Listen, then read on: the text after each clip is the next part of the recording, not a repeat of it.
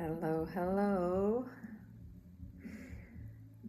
So I am just going to be on here for a bit. Thank you for joining. Thank you for your flexibility and patience and perfect lessons for even the book, There's Nothing Wrong with You, because I can hear the voices in my head, wanting to make myself wrong for the bad service and etc. in Insight Timer. So what I'm going to do right now, just to take advantage of this energy, of this time, is to pull up the book for those who want to just, follow along in this format. I feel I want to do something. So my plan was today to start with the table of contents. And so I'm going to do that. We read the introduction last time.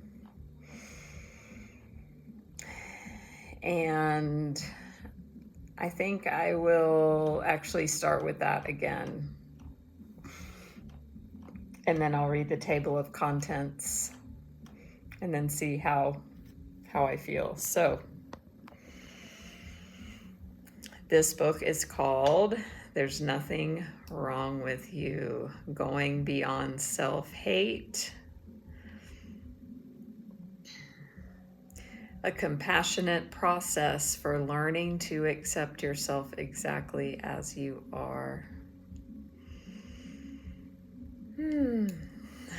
So, which encompasses learning to accept this moment exactly as it is, which is what I'm working with right now. So, the book is by Sherry Huber. And it starts out, Introduction. When I began guiding people along a path of spiritual growth, I realized that much of my role was to be an external representative of the unconditional love and acceptance they were seeking to find in themselves. I also realized early on that they didn't know what they were seeking or that I was playing that role. So we proceeded with the teacher representing the loving, structure-providing, safe mother-father, as well as the wise, compassionate savior who would give them peace, clarity, and freedom. Some quickly concluded that I could not give them what they were looking for and moved on to find someone who could. Others stuck it out and slowly, step by courageous step, grew to see that no one could give them what they were seeking because it was already theirs, already within them. They found that the work was to realize it for themselves. A teacher could only point the way. Over the years, I've come to see that what I'm doing as guide is trying to get folks to turn loose the conditioning that says they are bad, wrong, and inadequate, long enough for them to catch a glimpse of who they really are. It is only after years of learning to trust my perceptions that they begin to accept that their beliefs about themselves and their world might be less than completely accurate. Every spiritual path tells us that what we are seeking is inside us. When we are children, we learn to stop looking to ourselves to know what is so for us. We rely on others to tell us. We look to parents, teachers, friends, lovers, husband, wife, children, Jesus, the Buddha, God, all out there. Love, acceptance, and approval are out there and must be earned somehow. Once we complete the turn away from ourselves, away from our heart, we experience ourselves as separate and find ourselves in a fight for survival. I am now a small self, adrift in a threatening world. My focus must be on surviving. Society offers help in the form of various techniques and processes designed to enable us to cope better. But some of us, I would say the lucky ones, can't learn to cope. We keep having a nagging sense that there's something fundamentally wrong with the whole structure. It's not just that I am wrong, it feels bigger than that.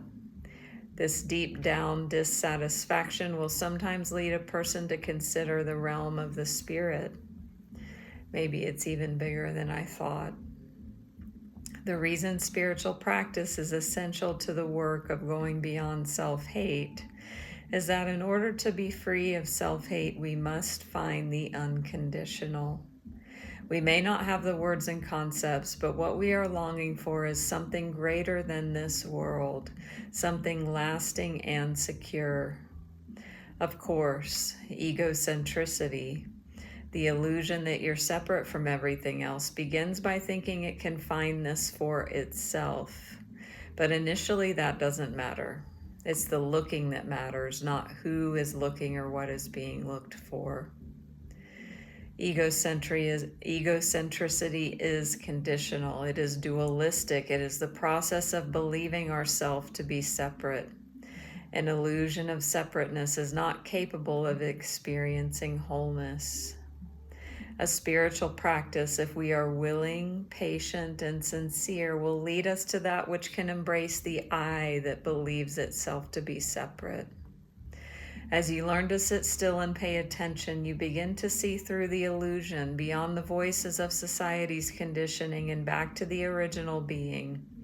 And slowly that perceiving becomes more real than all you have been taught to believe. You begin to cease identifying with a small, frightened, conditioned person you believe to be the real you, and you gain a much broader view. With practice, you will move from being one who is hoping to be saved to that which can save. You will begin to be the love, acceptance, and compassion you have always sought. In loving kindness, the author, Sherry. So, taking a breath and taking that all in, I will now read the table of contents, and then we'll stop for today. So thank you for joining. If you're joining the live, if you joined on Insight Timer, if you're seeing this replay, thank you for your patience and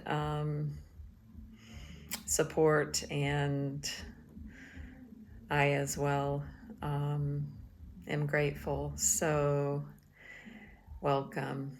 So table of contents, and I'll just read through these. Surviving childhood. My survival system is killing me. Suffering provides our identity. Self-hate is a process. A scam, self-hate loves to run. Some of the forms self-hate takes. Some voices and gestures and actions of self-hate. The voices. Self-hate has many voices. Where did all this self-hate come from? Socialization and subpersonalities. Why am I so needy? Self-hate accounting, the insufficient funds rule. Constructive criticism not required. Common wisdom that supports self-hate. Conflicting beliefs that maintain self-hate. Self-evaluation, another unhelpful idea. Investing in misery. Self-hate accounting system. Self-hate in the battering cycle. Spiritual practice doesn't begin until the beatings stop. Meditation, feel the burn. Unconditional love. Not wanting to be how you are. When you don't hate yourself. Nothing to do. Gratitude. Self-hate's greatest talent. Self-hate and addiction. Compassion no matter what. Willingness is the key. The voices, listen but don't believe. Learn to be present. the most frightening thing in the world. Self-hate, everyone's doing it. What is the path? Horrible things, and I do mean horrible. The gift. It's no wonder we feel inadequate. The worst thing that could happen. It's really quite miraculous. Fake it till you make it. Stay with the breath. It's okay to feel afraid. It may be true, but I could make a mistake. A definition of suffering. Self-hate and the illusion of control. Meditation will take care of it. Going out, getting miserable, coming back. Who's afraid of me? I'm afraid of me. The path of patient effort. Almost nobody wants to grow up. 2 old Zen stories. There's something wrong with this universe. Self-hate doesn't work, or does it? Nothing to do, no one to do it. Sitting still, sitting with. What's really going on? We have a choice. A useful pursuit. The movement of the mind. Miracles. Jesus said, on the path, the doorway of compassion. So, after that, there's one page with one statement that says, you've been taught that there's something wrong with you and that you are imperfect, but there isn't, and you're not. So, that is what's to come. I look forward to seeing you all soon.